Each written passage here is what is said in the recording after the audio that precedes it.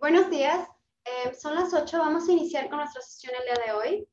Mi nombre es Natalia Acuña Ortega, soy residente del Centro Regional de Alergia e Inmunología Clínica y el día de hoy, asesorada por la doctora en medicina María del Carmen Zárate Hernández, les presentaré nuestro tema, el cual lleva por título Impacto del estrés en el sistema inmunitario.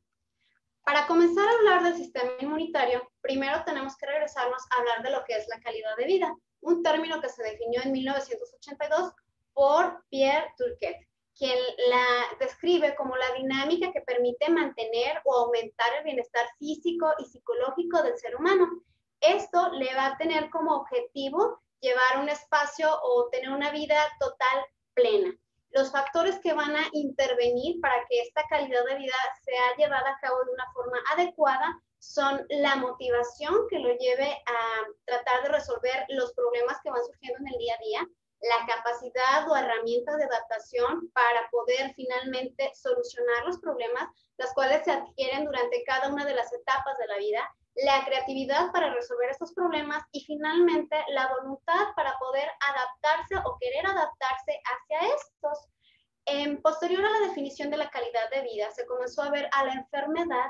desde una perspectiva diferente, considerando el origen, curso y pronóstico de esta, en la cual interfieren algunos otros factores, además de la genética, los cuales tienen que ver con el estilo de vida en la persona, como lo es si esta es sedentaria o si realiza algún tipo de actividad física, el tipo de alimentación que lleva, si es que existe alguna adicción hacia alguna droga o algún otro fármaco, y finalmente el tipo de estrés al cual está siendo afectado o le está ocasionando problemas y la forma en la cual el individuo reacciona hacia esto. Gracias a ver a la enfermedad desde esta perspectiva de forma diferente, nos obligó a las ciencias médicas a ampliar el campo de acción y conocimiento y ver a la enfermedad desde diferentes puntos de vista, considerando de forma multidisciplinaria algunas otras disciplinas, como lo es la psicología, la sociología y la antropología. Todo esto originó que existían algunos otros estudios en donde se valorara el estrés,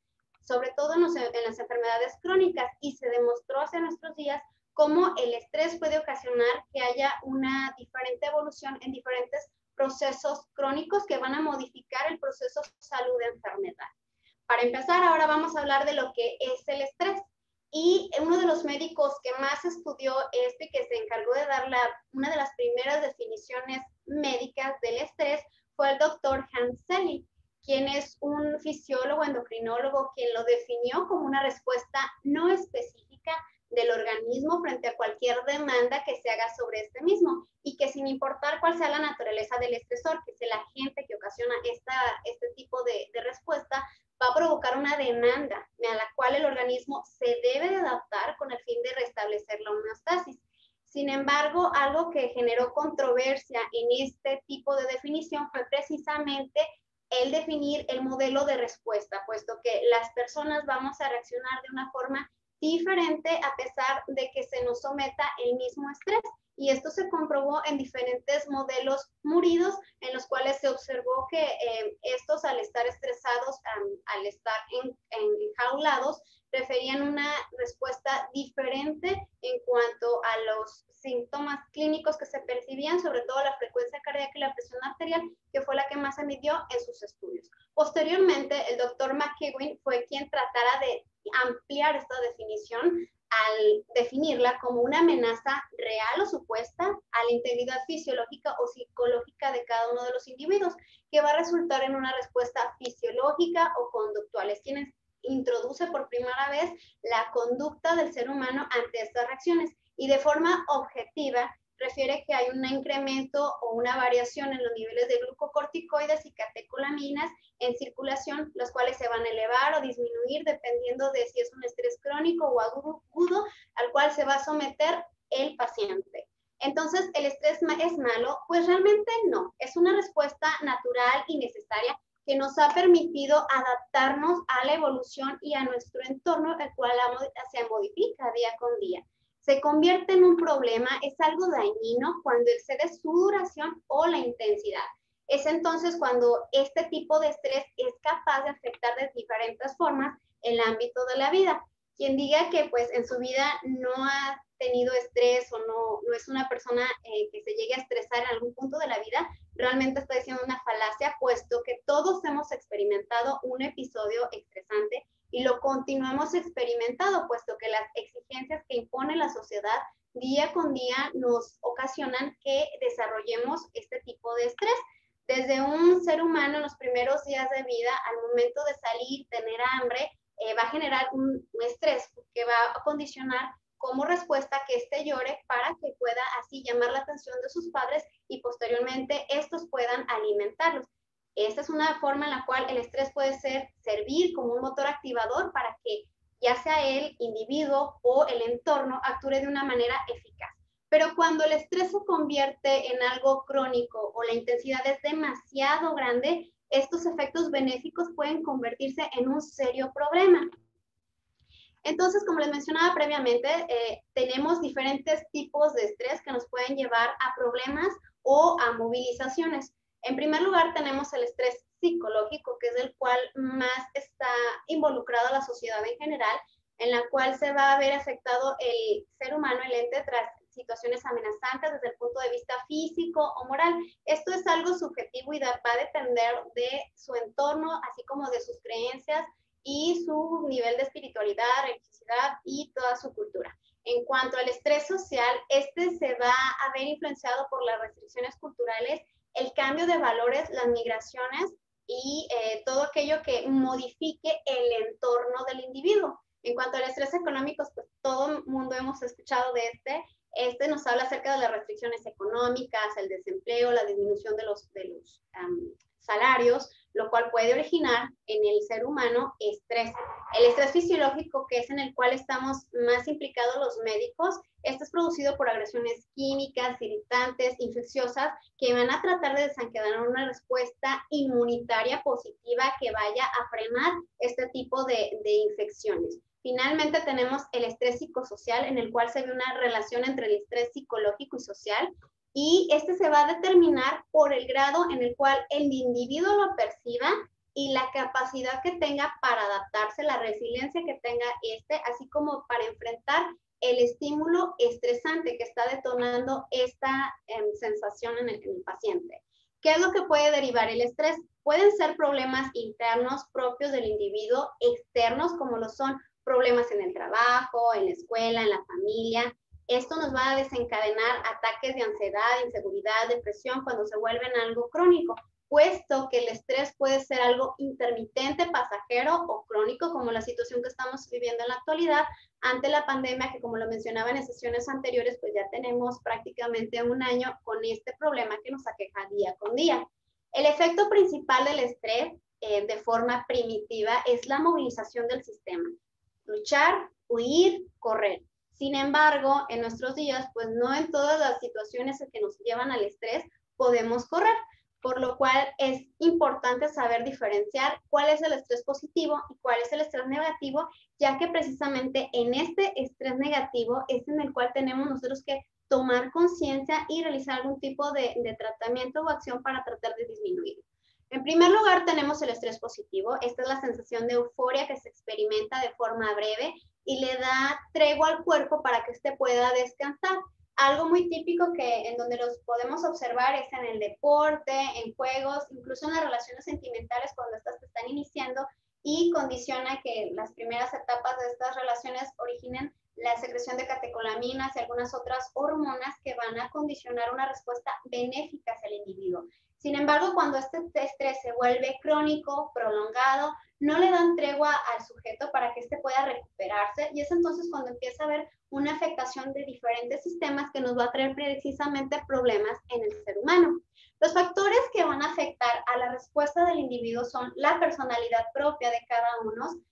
que tenga, la salud general física y mental previa a la situación estresante. Se han visto en diferentes estudios, sobre todo algunos que han sido publicados en la actualidad, que aquellas personas que ya vivían con algún trastorno de depresión o ansiedad, en esta pandemia por COVID-19 se han visto más afectados, han tenido más episodios de estresantes o de estrés, se han agravado las enfermedades preexistentes o en su defecto han aparecido en algunas personas genéticamente susceptibles estas enfermedades. El ambiente, el entorno, tanto la cuestión económica, el estrés ya acumulado del trabajo, del hogar, pueden también originar que el individuo responda de una forma diferente. El grado de madurez, la cual no se ve tan en la edad cronológica del individuo, sino en la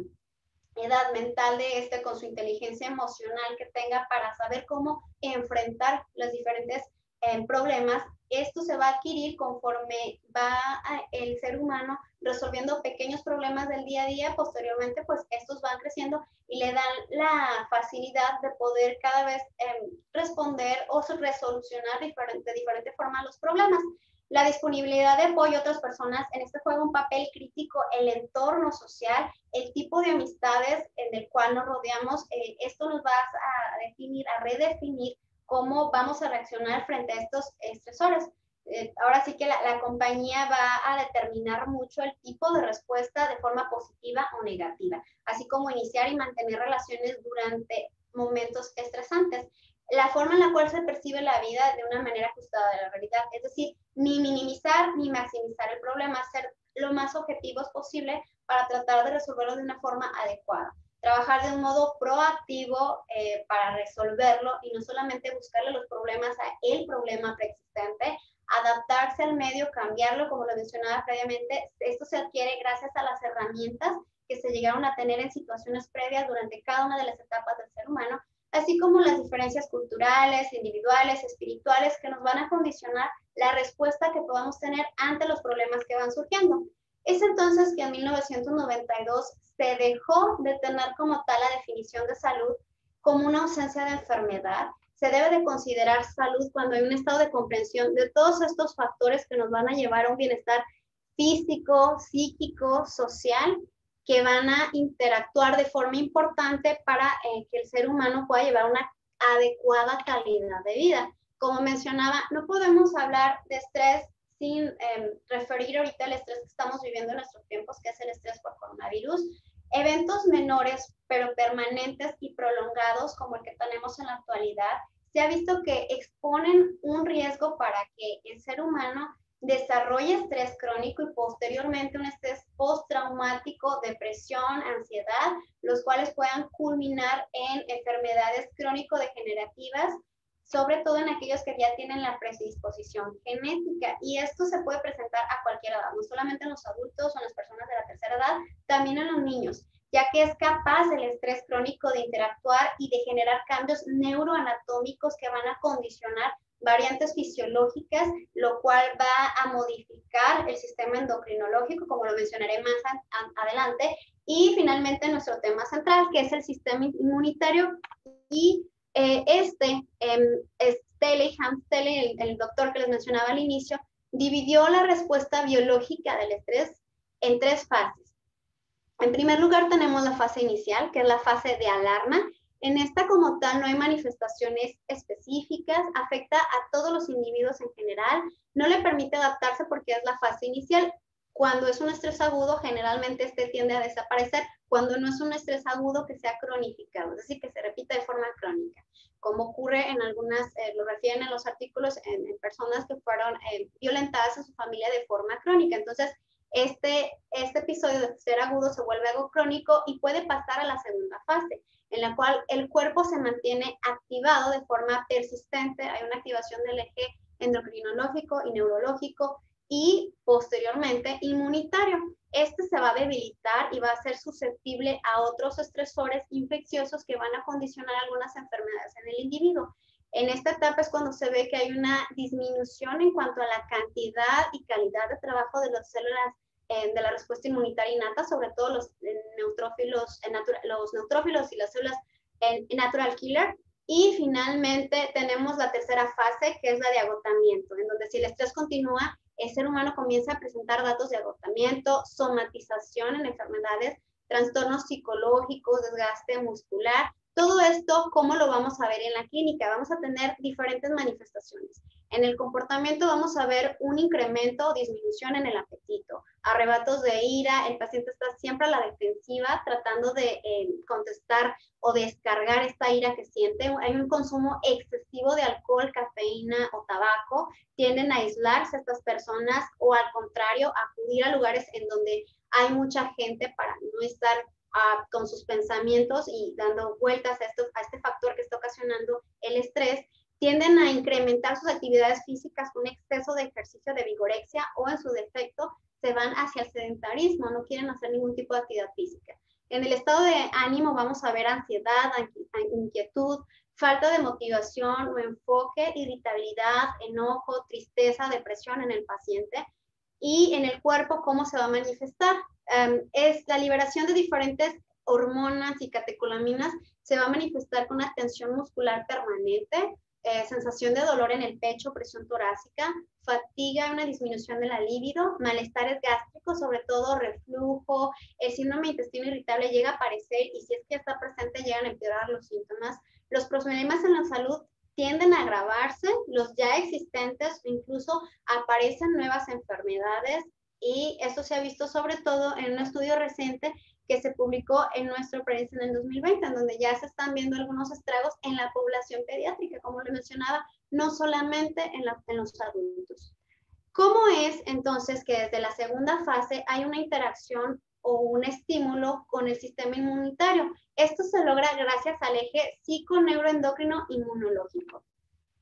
Se ha visto que existe una estrecha relación entre el sistema nervioso central y el sistema inmunológico, y esto se logra gracias a la interacción del sistema simpático adrenomedular. 15-20 minutos posterior ocurre una activación del sistema hipotálamo, hipófisis adrenal, y posteriormente hay una activación del sistema inmunitario. Y sea esto en condiciones normales de estrés agudo que pueden ser benéficas. Sin embargo, cuando el estrés es crónico, esto ocasiona una liberación persistente de catecolaminas, sobre todo noradrenalina, adrenalina, glucocorticoides como el cortisol, que pueden originar una activación de estos sistemas, lo cual va a ocasionar daño o lesión en diferentes órganos. En primer lugar, vamos a hablar de lo que es el sistema nervioso central. El encéfalo es el órgano principal que va a actuar ante un estímulo estresor para saber el tipo de respuesta que se va a desencadenar, ya que este es capaz de interpretar como una respuesta positiva o negativa lo que sea estímulo externo. Ahora, el sistema nervioso autónomo, tanto la vía simpática como parasimpática, son las que son capaces de interpretar la respuesta del estresor. Esto se va a lograr tanto por las interacciones con la liberación de catecolaminas como la activación del sistema límbico y el eje hipotálamo hipófisis adrenal. El sistema límbico está compuesto por el cuerpo calloso, el área septal, el tálamo, el hipotálamo, el hipocampo, la amígdala y el mesencéfalo. De estos se ha visto que todas estas partes son capaces de controlar el comportamiento emocional, los impulsos que van a llevar a motivar al ser humano a actuar frente a diferentes situaciones. De el que más se ha estudiado es el hipotálamo, el cual es capaz de activar el sistema neuroendocrino, lo cual va a condicionar una liberación de hormona liberadora de corticotropina, y esto a nivel de las glándulas suprarrenales va a condicionar una secreción de corticoides. En diferentes estudios en donde se ha evaluado aquellos pacientes que durante etapas jóvenes de su edad, de su vida, llegaron a estar en campos de guerra o en la etapa de la infancia estuvieron en un ambiente, un entorno complicado por problemas familiares. En estos pacientes se les han realizado estudios como resonancia magnética o PET scan, en donde se ha visto que lo que son el hipocampo, las amígdalas, la corteza prefrontal y cingulada llegan a tener una disminución del tamaño de estos por el estímulo continuo, además de que hay una disminución en los receptores GABA a este nivel, lo que va a condicionar que estos, como recordamos, son los principales para relajar al ser humano. Entonces, alguna disminución de este tipo de receptores, pues pueden condicionar que no se les sea tan fácil llevarnos al nivel de la relajación. Ahora, pasando al siguiente sistema, vamos a hablar del sistema endocrino. Hay una interacción estrecha entre el sistema nervioso central y el sistema endocrino. señal de esto es que la glándula principal del sistema endocrinológico se encuentre a este nivel, que es la pituitaria, la cual es capaz de secretar hormona liberadora de corticotropina, la cual viaja hacia la hipófisis, estimula la secreción, liberación de hormona adenocorticotropa, y aquí vamos a tener dos escenarios. En primer lugar, tenemos el escenario A, en donde esta ACTH es capaz de viajar hacia la periferia, va a ir hacia las glándulas suprarrenales, en donde va a haber una estimulación del eje simpático gracias a la liberación de catecolaminas como adrenalina y noradrenalina. En el segundo escenario, que es el escenario hablando de lo endocrinológico, que es la parte de esta diapositiva, vamos a tener que tras la liberación de ACTH, esta va a viajar de igual forma a las glándulas suprarrenales, en donde va a favorecer la liberación de cortisol. Como recordamos, tiene un sistema de retroalimentación negativa que va a condicionar que a nivel de la hipófisis hay una disminución de la ACTH cuando esto se cronifica para tratar de disminuir la secreción de cortisol. Y es así como interactúan de forma estrecha tanto el eje simpático como el eje hipotálamo hipófisis suprarrenal. De forma aguda, podemos observar que esto nos puede llevar hacia algo benéfico. Cuando hay una activación del sistema nervioso autónomo, sobre todo en el estrés agudo por la vía simpática, el sistema nervioso simpático, nos puede llevar a que la activación del hipotálamo ocasione una señal de alarma decisiva para que éste pueda correr, tomar acción o realizar alguna toma de decisión rápida por la liberación de ciertas catecolaminas y hormonas que van a condicionar que haya una mejor toma de decisiones en el ser humano. Esto gracias al sistema simpático adrenal. Sin embargo, cuando esto se cronifica, puede traernos algunos problemas. El cortisol, cuando se encuentra liberándose de forma crónica, puede ocasionar una inhibición de las vías hipotálamo-hipófisis adrenal. Va a ocasionar, esto se va a observar en la etapa aguda, un incremento en el desdoblamiento de aminoácidos en glucosa, sobre todo a nivel de músculo, esto para que el ser que se encuentra en peligro pueda llegar a correr o a huir. A nivel de páncreas va a haber una disminución en la secreción de insulina para que la glucosa que se encuentra a nivel periférico pueda ser usada, lo cual pues va a promover la resistencia a la insulina. La liberación constante de catecolaminas va a ocasionar que haya un incremento en la presión arterial y un incremento en la frecuencia cardíaca. Cuando esto se cronifica, puede ocasionarnos que la persona que esté condicionada a esto pues pueda a etapas tempranas sufrir de infartos, porque esto puede condicionar los cambios importantes a nivel cardiovascular. A nivel neurológico, cuando es algo agudo, puede ocasionar que la liberación de cortisol enfoque mejor al paciente, priorice la atención, mejore la memoria puntual. Sin embargo, cuando esto se cronifica, ocasiona todo lo contrario. Hay una pérdida de memoria, hay una disminución en las actividades cognitivas, por lo cual se debe de tener especial cuidado para que esto no se llegue a cronificar. Ahora, nuestro interés principal, que es la respuesta inmunitaria. El cortisol es capaz de suprimir la respuesta inmunitaria porque hay una disminución en el número y en la actividad de células inflamatorias circulantes, sobre todo células polimorfonucleares, células natural killer. Hay una inhibición en la producción de mediadores proinflamatorios, sobre todo de las citocinas 1, 2, 3, 6, factor de necrosis tumoral alfa e interferón gamma. Cuando esto se cronifica en etapas tempranas, estas incrementan, posteriormente disminuyen, lo cual va a condicionar una disminución en la respuesta inmunitaria innata, y esto va a condicionar una mayor susceptibilidad para las infecciones y también para el crecimiento de algunas neoplasias, sobre todo por la baja actividad de las células natural killer. En cuanto a la proliferación de los linfocitos, hay una inhibición, sobre todo de los linfocitos tipo Th1, como lo veremos más adelante. El estrés crónico, una vez que se vuelve postraumático, puede condicionar que sí, si bien hay un incremento en la liberación de cortisol, también hay un incremento en los receptores de glucocorticoides, así como una capacidad incrementada de estos a nivel de las células, lo cual va a conducir a que a nivel periférico haya una disminución del cortisol. Esto va a condicionar una disminución en la producción de ACTH, de cortisol, de forma crónica. Hay una disminución de la incapacidad o una incapacidad para desactivar el sistema nervioso central por la disminución en la recepción o la percepción periférica de cortisol. A nivel de sistema nervioso autónomo, va a haber un incremento importante de las catecolaminas y finalmente todo esto, como les mencionaba, cuando se cronifica a nivel del sistema nervioso central, va a ser el responsable de que el paciente tenga insomnio, irritabilidad, sobresalto y todas las manifestaciones clínicas que previamente les mencionaba. Se ha tratado de buscar biomarcadores en donde de forma objetiva se valoren los efectos del estrés postraumático, sobre todo en aquellos pacientes que estuvieron en la guerra o en aquellos que estuvieron en una etapa difícil durante la infancia con problemas familiares. Y en algunos estudios, pues realmente los resultados son muy variables. Se ha visto que en etapas tempranas hay un incremento sobre todo, de las catecolaminas, lo cual va a incrementar la presión arterial, la frecuencia cardíaca, la sensación de ansiedad, estrés, irritabilidad e insomnio. Pero cuando esto se cronifica, estas catecolaminas disminuyen, puesto que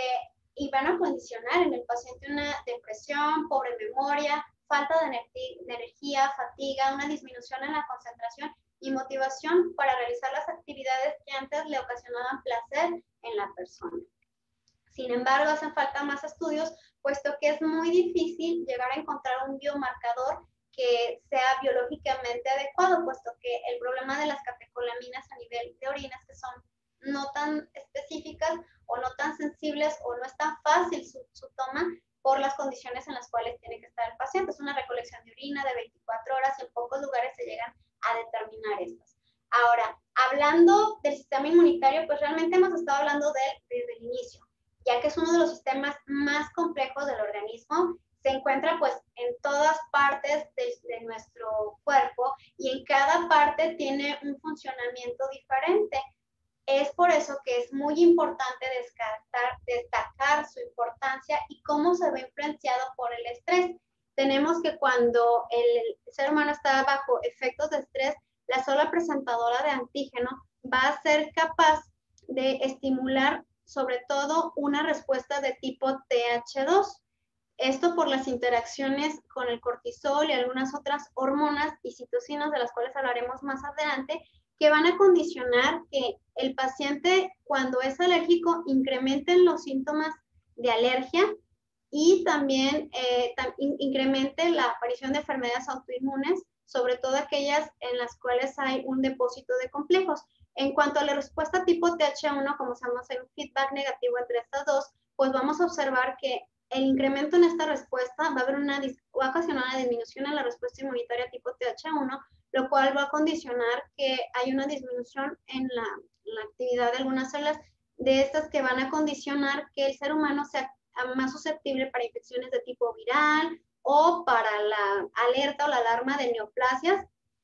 de ahí que las células neoplásicas puedan proliferar de forma más fácil en ambientes estresantes. Como les mencionaba, las citocinas tipo TH1 al inicio son capaces de estimular el eje hipotálamo hipófisis adrenal. Estas células proinflamatorias van a ocasionar que haya un incremento de cortisol y una disminución posterior de las actividades inmunitarias. Cuando el estrés se vuelve crónico, disminuyen los niveles de cortisol plasmático por el incremento, como les mencionaba, de los receptores de glucocorticoide, sobre todo en las células que tienen estos. Hay una conexión física anatómica y una conexión no anatómica o indirecta con este. En cuanto a la conexión anatómica del sistema inmunitario y el sistema nervioso central, tenemos que los órganos linfoides primarios están inervados por el sistema nervioso central, sobre todo el simpático, la vía simpática del sistema nervioso autónomo. De este se va a ver una activación sobre todo por la noradrenalina, la cual dependiendo del órgano va a condicionar diferentes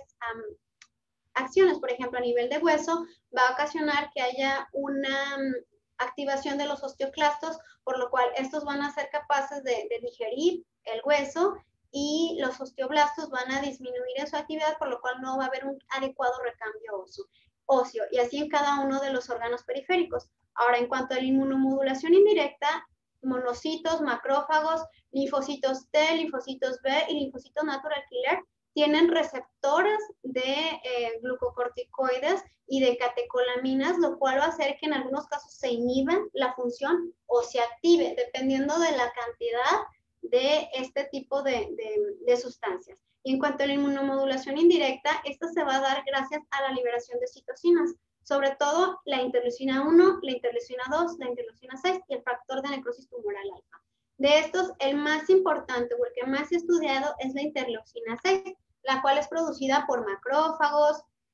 células endoteliales, fibroblastos, y va a originar que haya una activación de los fibroblastos sinoviales, de los linfocitos T, sobre todo de los linfocitos B, que son capaces de producir autoanticuerpos y anticuerpos que nos puede traer una hipergamaglobulinemia. También a nivel de los neutrófilos, pues hay una disminución en la cantidad de estos y en el tipo de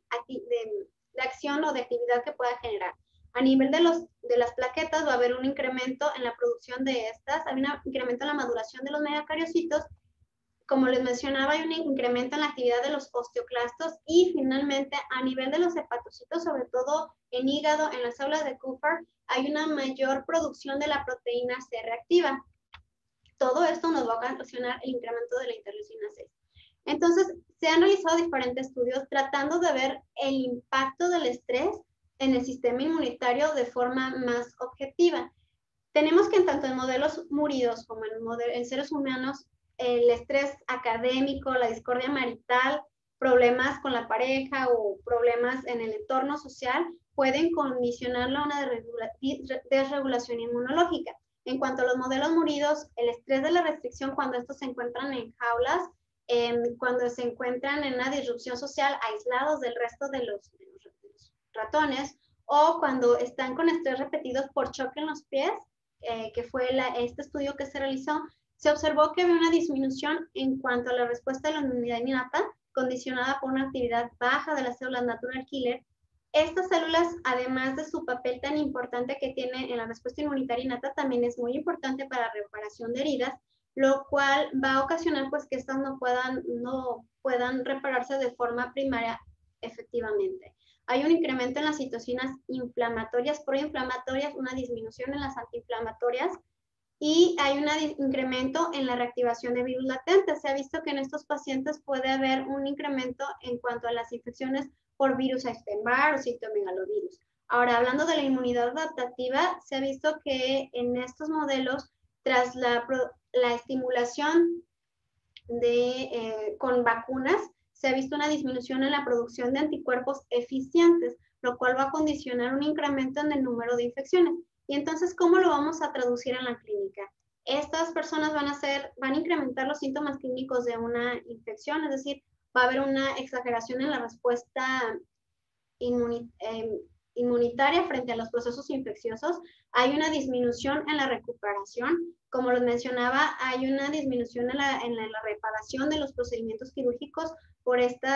problemas en la reparación de las heridas. Hay déficit conductual y cognitivo y hay una promoción o progresión de los tumores por la baja actividad de las células natural killer.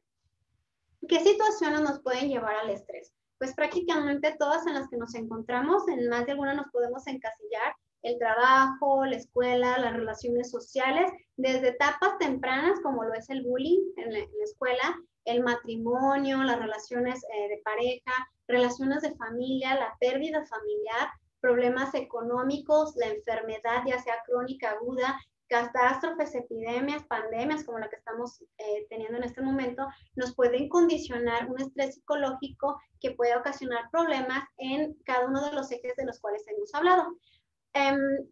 Como les mencionaba previamente, ya una vez que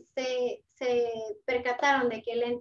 ser humano tiene que tener una adecuada interrelación entre sus sistemas, diferentes esferas que es biopsicosocial, se trató de buscar el efecto objetivo o el efecto directo objetivo del estrés en el sistema inmunitario. De ahí que se ha tratado de buscar diferentes biomarcadores,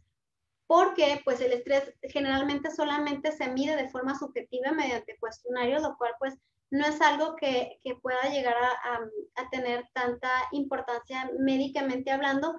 para saber el tipo de enfermedades o la evolución de las enfermedades. Algunos estudios que se resumen en esta tabla, se ha visto que personas que están con factores intrapersonales importantes y tienen rumiación, es decir, le dan vueltas y vueltas al mismo problema, tienen un incremento en la proteína C reactiva, hay un incremento en los linfocitos T, en los linfocitos B, con una mayor producción de células T. Las personas que tienen una regulación emocional con una regulación cognitiva, es decir, que aceptan bien los problemas o tienen una adecuada respuesta a los problemas, hay una disminución de la proteína C reactiva. En aquellos que lo suprimen, es decir, tratan de hacer como que no existe el problema, hay un incremento en la proteína C reactiva. En cuanto al afrontamiento del enfoque emocional, se ha visto que en aquellos pacientes que son capaces de procesar las emociones de una forma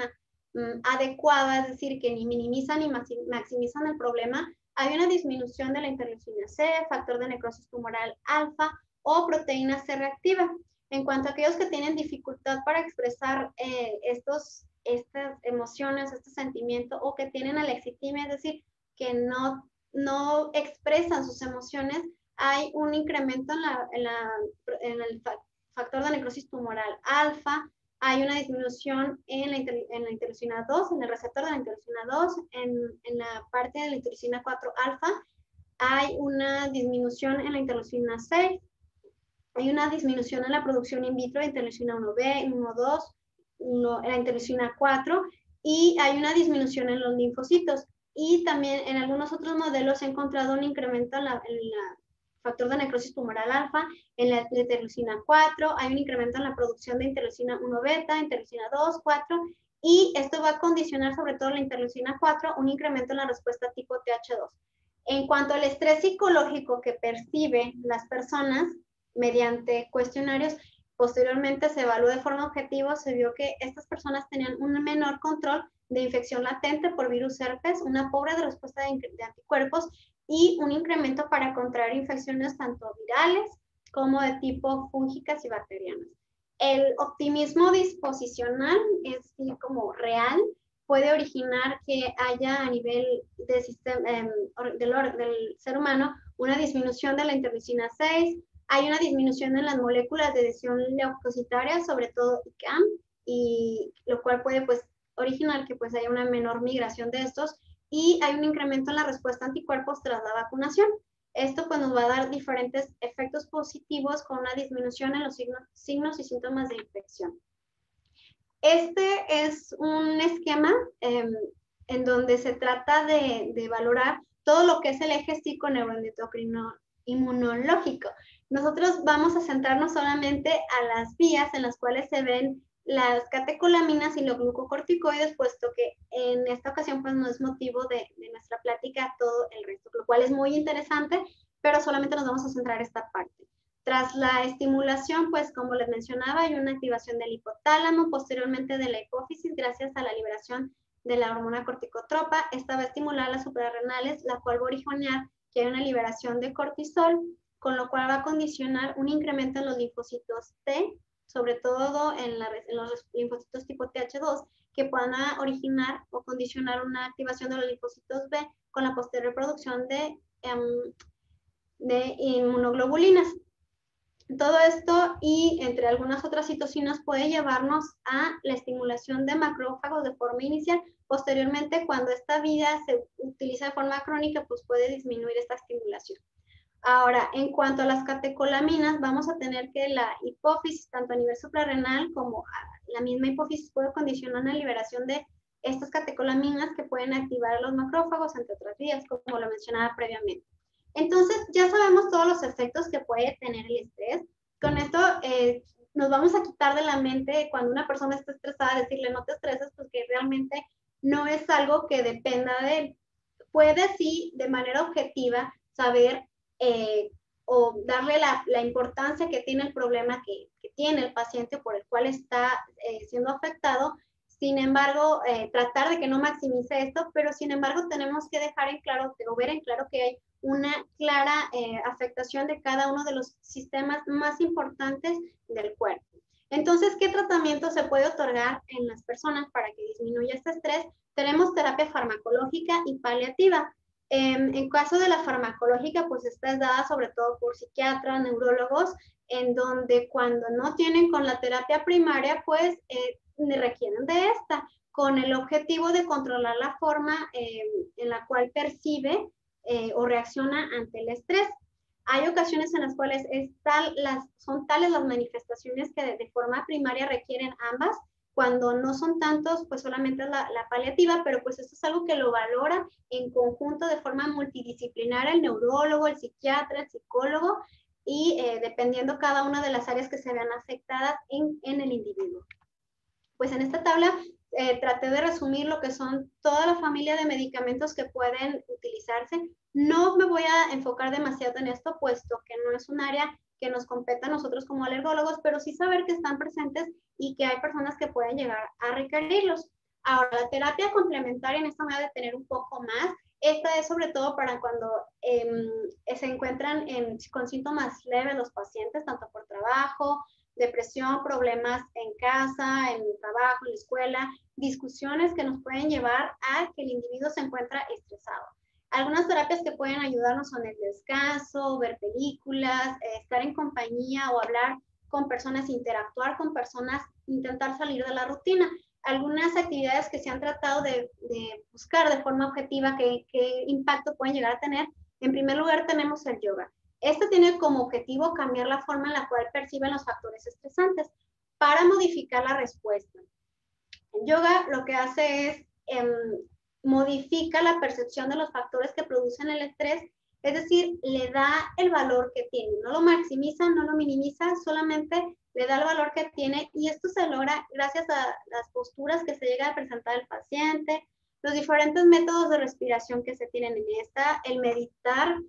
pensar no de más, pero sí de forma objetiva en el problema, nos lleva a la relajación. Los estiramientos pueden condicionar que haya una mejor oxigenación, así como las técnicas de respiración nos van a llevar a la toma de conciencia, a la relajación. Y todo esto de forma psicológica se ha visto que tiene cambios positivos tanto a nivel conductual como emocional. Pero hablando ya de la cuestión biológica, se ha visto que la meditación y la relajación tiene efectos benéficos a nivel del sistema nervioso autónomo. Se ha visto que el realizar yoga ocasiona un equilibrio en tanto a la vía simpática como parasimpática, con una disminución en la hiperactividad de esta, con la ayuda de calmar la mente gracias al control de las respuestas cognitivas y efectivas. ¿Cómo es que se logra esto? Bueno, pues en algunos estudios se ha encontrado que pacientes con depresión, epilepsia, esquizofrenia, trastorno postraumático, dolor crónico, como lo es la fibromialgia, estos pacientes se les realizó este tipo de actividad físico y se vio que tras realizar este tipo de actividad durante 10, 14 semanas de forma activa, es decir, mínimo 3 veces a la semana por 45 minutos, había una disminución en la respuesta GABAérgica, gracias a un incremento en los receptores GABA y a una mejor actividad de los receptores GABA, lo cual nos va a condicionar un incremento en la actividad GABAérgica, lo cual va a llevar que el sistema nervioso parasimpático se incremente su actividad, con lo cual disminuye el sistema nervioso simpático. Hay una disminución en la activación del eje hipotálamo hipófisis adrenal y, como lo mencionaba, incrementa la actividad GABAérgica que puede llevar al individuo pues a la relajación. Algunas otras terapias complementarias tranquilas, por así mencionarlo, pueden ser la acupuntura, que esta va a permitir, es utilizada sobre todo en el Medio Oriente, permite aliviar los dolores, reducir las tensiones musculares producidas por el estrés, gracias al estímulo de algunos puntos del cuerpo que pueden ocasionar que haya una disminución del factor estresante. La meditación, como la técnica mindfulness, puede llevarnos a la concentración, mantener la atención, dirigirla hacia algunas otras cosas, limita los efectos de estar rumiando o dando vueltas al mismo problema y tratar de buscar una solución objetiva que tiene. Esto se lleva a cabo al centrarse y focalizarse uno mismo frente al problema. Ahora, existen diferentes tipos de tratamiento, el cual va a determinar el fisioterapeuta, ya que no todas las personas se van a ver beneficiadas del yoga, de este tipo de técnicas como la acupuntura, Esto va a depender, como lo mencionaba, del tipo de personalidad del individuo. Cuando son personas con un tipo de personalidad un poco más hiperactivas, pues este tipo de actividades como el yoga no les va a llevar a relajarse. Incluso al contrario, puede llegar a incrementar los síntomas. Este tipo de personalidades se ven beneficiados más bien por algunas actividades de tipo aeróbico, como vendría siendo la natación, el senderismo, el subir montañas. Se ha visto que este tipo de actividades físicas, que es algo muy típico de aquí de Monterrey, puede ayudarnos a liberar endorfinas, dopamina, que tiene efecto benéfico a nivel del sistema nervioso central. Estas actividades se tienen que realizar de forma constante para llegar a ver efectos benéficos. No va a ser una vez subo al cerro y con eso me quita, ¿no? Tiene que ser algo constante para que esta liberación de endorfinas pueda ocasionar los cambios previos del estrés crónico que mencionaba antes. Entonces, esta actividad física tiene que ser aproximadamente de 30, 45, 60 minutos, por lo menos 3 veces de la semana y como mínimo 10 a 14 semanas para ver efectos clínicamente significativos. Se ha visto que esto, pues, además de la liberación de endorfinas, una vez que la persona llega a la punta, pues puede como ver de forma más objetiva realmente los problemas o al momento de estar en la cima, realmente se da cuenta de lo pequeño o grande que puede llegar a ser o le da la satisfacción de saber como, ok, llegué hasta la cima, resolví esto, puedo resolver algo más. Esto va a condicionar diferentes, y se ha visto en diferentes estudios cómo puede ser beneficioso para el ser humano. Como les decía, la liberación de la dopamina, endorfina, oxitocina, serotonina, pueden originarnos que haya cierta mejoría en el estado de salud anímico y posteriormente fisiológico del ser humano. Se ha visto que este tipo de actividades son capaces de incrementar el estado de ánimo al influir de forma directa en el eje hipófisis hipotálamo adrenal, incrementa el patrón del sueño, mejora la calidad del sueño, mejora la función cognitiva, mejora la autoestima, puesto que cada que sube alguno de estos ceros pues son retos logrados, realizados, y esto va a mejorar la forma en la cual pues puede afrontar el estrés, así como pues ni hablar de los efectos cardiovasculares que puede traernos, además de disminuir el sobrepeso y algunas otras problemas cardiovasculares, y reduce el estrés. Entonces, tenemos que dejar de ver el ejercicio solamente como algo para bajar de peso, también tenemos que llegarlo a ver como una terapia complementaria para el manejo de muchas patologías crónicas, incluso para algunas situaciones en las cuales nos encontramos en la actualidad. A pesar de que se ha visto en diferentes estudios los beneficios del ejercicio, existe una falta general del reconocimiento y la comprensión. Es necesario que se le dé más auge a esto como tratamientos en trastornos mentales. Cada ser humano o cada persona tiene una personalidad diferente, por lo cual es importante que se clasifique esto de una forma adecuada o se identifique, mejor dicho, puesto que no todas las personas se van a ver beneficiadas de actividades no tan extenuantes como lo es el box, el correr, subir montañas. Hay algunos que se van a ver beneficiados de pilates, yoga, algún otro tipo de actividad de bajo impacto, pero que puede condicionar la misma liberación de catecolaminas, endorfinas, que pueden mejorar no solo el sistema, no solo la cognitud y la capacidad psicosocial del ser humano, sino también, como ya vimos, el sistema inmunitario, el sistema cardiovascular y todo lo demás que se ve afectado. Es importante que exista un adecuado manejo multidisciplinario correcto entre cada uno de los profesionales que se ven implicados en el manejo de estos pacientes. Incluso es muy importante que estos puedan llegar a prescribir tratamientos que no solamente incluyan psicofármacos o psicoterapia, sino también el ejercicio como una alternativa complementaria útil. Como conclusiones, el estrés pues afecta a todas las personas en todas las edades y podría decirse que es muy difícil no sentir estrés hoy en día.